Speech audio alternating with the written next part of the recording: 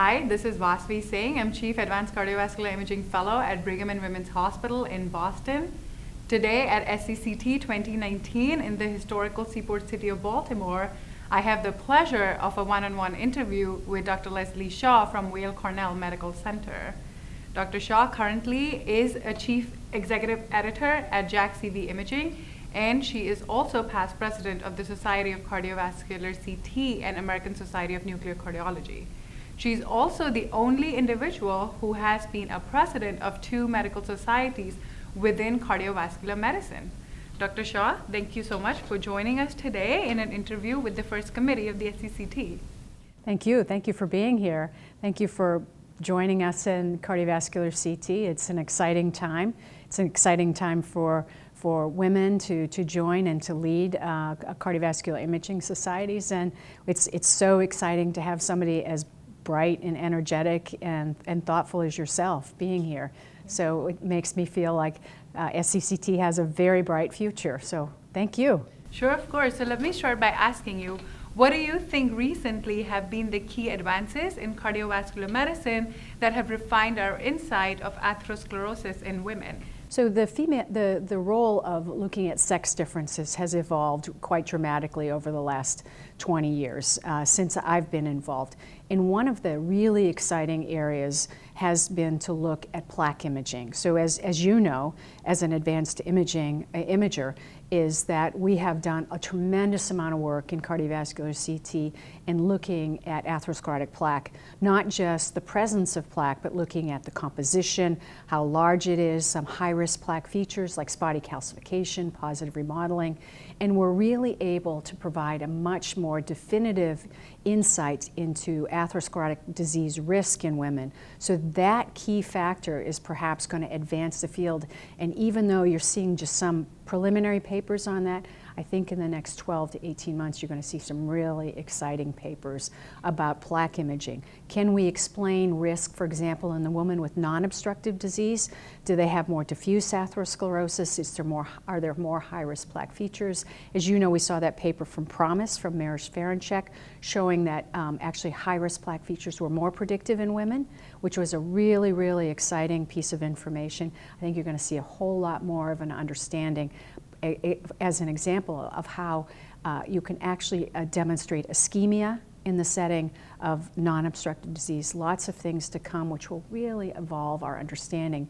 And you say, well, okay, but how does that change cardiovascular disease? Well, certainly as a physician, you know if we can identify the presence of plaque, that patient could benefit from more intensive preventive care. And I think that's an exciting future for us. We actually have something we could do to improve risk in women. That's great, thank you. And then what do you think are the key questions that remain unanswered regarding women and cardiovascular disease? Well, you know, I think the whole role of sex differences, understanding the biology, understanding hormonal differences, understanding the impact of other risk factors, for example, hypertension. How does it impact myocardial mass, for example? You know, are we seeing in women, for example, a smaller lumen volume subtending a much thicker myocardial mass that actually increases risk? The role of diabetes, we know diabetes is more prevalent in women. Women are more likely, in the United States, are more likely to be obese. What is the role of perivascular fat if it's extremely inflammatory? As you know, women live in an inflammatory milieu after the age of 12. We have higher levels of C-reactive protein after the age of 12. How does that impact plaque development? And yet we have estrogen. So how do we impact endogenous estrogen, the loss of estrogen, the impact with obesity, the impact on the cardiovascular system, perivascular fat? We still have a lot to do, and we still have many, many careers to fill in order for us to get a firm understanding of how we actually can explain risk uniquely for women. I think like any subgroup of patients that you see, whether it be African American patients, whether it be women, whether it be Asians, etc., there's a whole lot we could learn of understanding that phenotype. And I think sex differences is one of those very important. It's half the patients you see. We need to develop these phenotypes and strongly develop that evidence for us to really say we feel comfortable in understanding your risk. And I think it's just an exciting time because there's a lot of possibilities to explore in the next 5 to 10 years. Thank you for such an insightful answer. I learned a lot from that answer. So my last question to you would be, how do we get more women cardiac imagers involved with the society? Well, one of the things that women do best is we're team players, right? We have to embrace, first of all, for me, I have to embrace my strengths as a woman, and I have to, I'm not a man, and I have no interest in being a man, so no offense to the men listening to this, but we have to embrace our strengths. We're really good at collaboration, and we're really good at welcoming people and welcoming a diversity of strengths. And I think SCCT, as a woman, SCCT is very welcoming for us.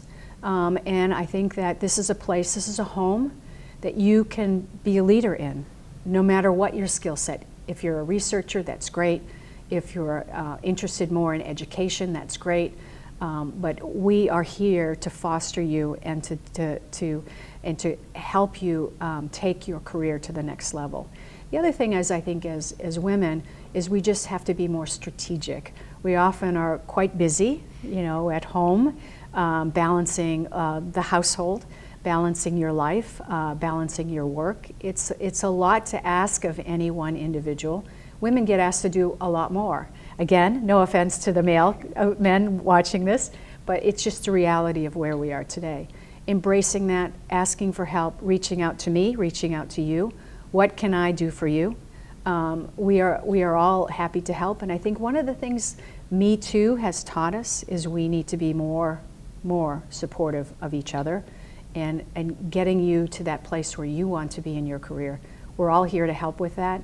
I think if we show a very welcoming and warm environment, but not just that, because that says, I'm going to be your friend, I'm going to support you, but also, how am I going to help you make your career what you want it to be?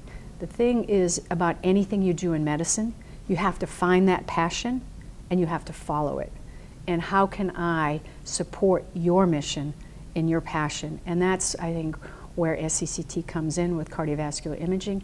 One thing I think about imaging is it's just so much fun to see the scans, right? And to see actually how you can image the disease process and how, I mean, to me, imaging makes the world light up in terms of understanding focus of prevention, et cetera.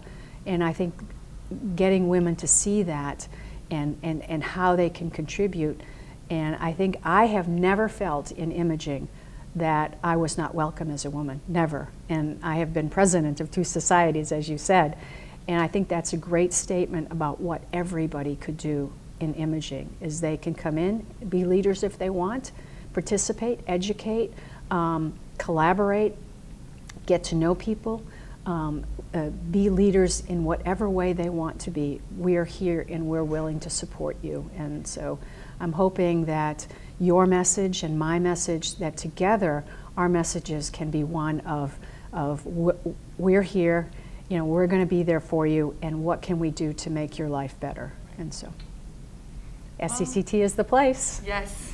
Well, thank you so much for joining us today, Leslee. Oh, it was thank a you, pleasure Leslie. to talk to you. Likewise, thank you. We'll hope to see you many times more in the future. Thank you. I'm looking forward to it. Thanks.